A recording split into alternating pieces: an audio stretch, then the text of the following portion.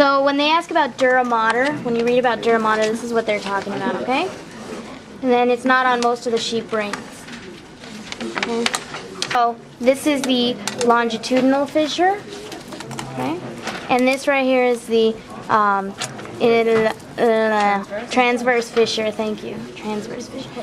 If we spread open, we can see a gland right in there, this little round gland right there.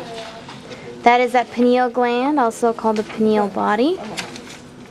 Then, if you look here, it looks like we have these lobes, 1, 2, and then there's 3 and 4. These 4 all together make up that corpora quadrigemina that I was talking about. And that corpora quadrigemina is these 2, which are the superior colliculi, and the inferior colliculi. Okay, so all 4 of those together make up the corpora quadrigemina. Okay? Now we're going to see the cerebellum right here. And when we see it in cross-section, you guys should kind of recognize it because we looked at a slide of it way back when.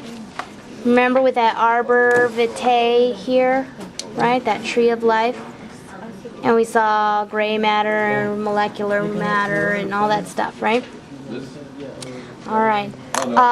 Then after the cerebellum, so that was the cerebellum, we have here the medulla oblongata, which is continuous with what will be the spinal column. Okay? So if we look underneath, this is all medulla oblongata. And then when it skinnies out, I suppose, this is the spinal column. Okay? So now I'm going to turn it over and we're going to look at the nerves on the other side. And this is why I have a bunch of brains in front of me. So here we can clearly see these little ones up here, right? This is the olfactory bulbs. It's on the front of the brain? It's on the ventral side. So here's the nose, there's the... Okay, so here are the olfactory bulbs. And here it doesn't show super clearly, but you can also see the olfactory tracts coming down. Let's see if I can find it. You see the lighter colored olfactory tract.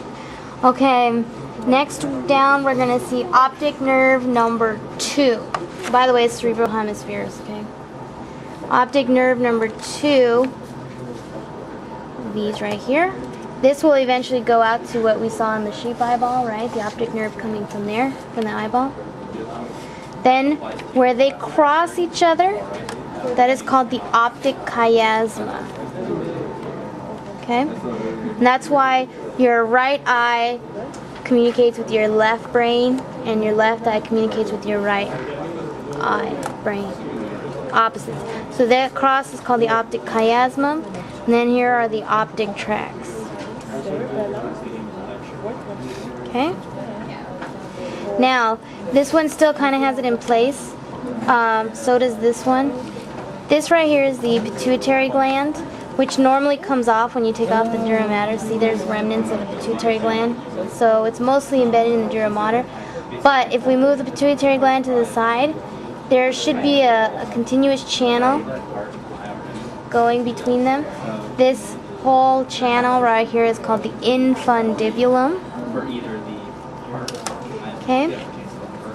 And then around it, you can kind of see through the connective tissue. You guys see this kind of rounded thing underneath the connective tissue right here? That is called the mammillary body. And they say that mammillary means, you know, nipple looking. So I guess you can kind of say it looks like a nipple. Okay, so mammillary body. Alright, let's go down to number 3, nerve number 3, which is oculomotor nerve number 3. And that's these right here. I can see 1. 2's a little messy, but there's one of them right there. Here's them on this guy. So know whether it's sensory or motor, and then also know what its actual function is, okay? So after oculomotor nerve number 3, let's move on to the trochlear nerve number 4. Okay, so here's trochlear nerve number 4. They're skinny and they're like along the sides. Trochlear nerve number 4. And then number 5 will be the trigeminal nerve. However, the trigeminal nerves are usually cut right at their base, so sometimes you only get a little tiny chunk left. And this is the trigeminal chunk that's left. Most of them are cut off, but here's a decent one. So there's trigeminal nerve right there. You guys see that? Okay.